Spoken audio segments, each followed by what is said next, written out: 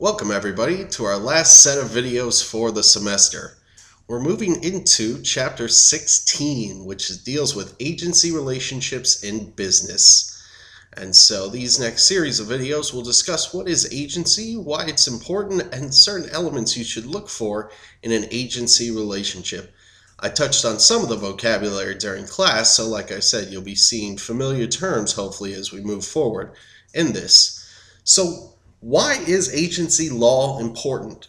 In an article I've actually attached at the end of these videos entitled The Foundations of Business Law by Don Mayer and a couple of other authors, they discuss why agency law is important. Most organized human activity, especially in the commercial realm, deals with the agency relationship. They operate through agencies, and essentially no corporation could exist without an agency relationship. The roots of agency law itself comes from the common law. If you remember way early in the semester, we talked about how the common law is the English judicial system, and that system gave us what we have as our understanding of agency law, specifically the master and servant relationship. The idea is that the master held the servant as almost property, so any actions conducted by a servant would reflect then upon the master himself. Now, of course, in the several hundred years since the master and servant relationship developed, we now have a much more definitions involved in this sort of agency relation setup. Now, a good question was brought up in class. Why do we have so many terms like agent, employee, independent contractor? Why don't we just call somebody an employer, an employee, an employer, and an independent contractor? I noted some of the differences between an employer and an independent contractor. But one thing I want you guys to keep in mind is the distinction between an employee and an independent contractor is important legal ramifications. Those are namely dealing with taxation, workers' compensation, and liability insurance. So taxation, like I said before, when you have an employee, the employer must withhold taxes from their payment. Those taxes are then forwarded over to the federal government.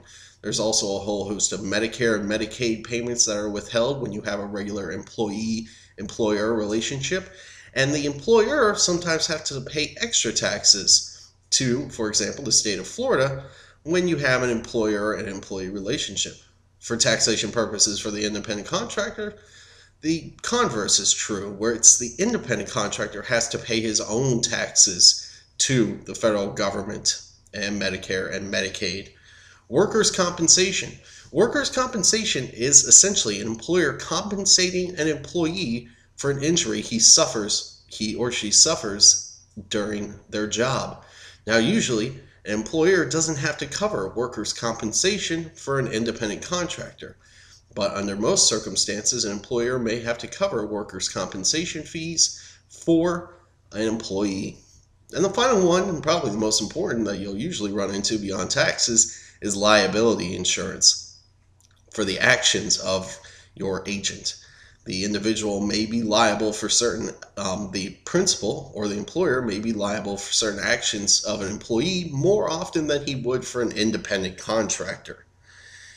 But why do we have so many terms? Well, the whole thing is, and I pointed out in class, an independent contractor may fall generally in a broad sense under the term of an agent. In fact, an independent contractor is defined as an agent in the broad sense of the term, as they are undertaking at the request of another to do something for another. As we'll see when we explore independent contractors versus agent, it's the idea of control. How much control does a principal have over their agent? And that's usually the separating force when it comes to whether an individual is an employee or whether it's an independent contractor.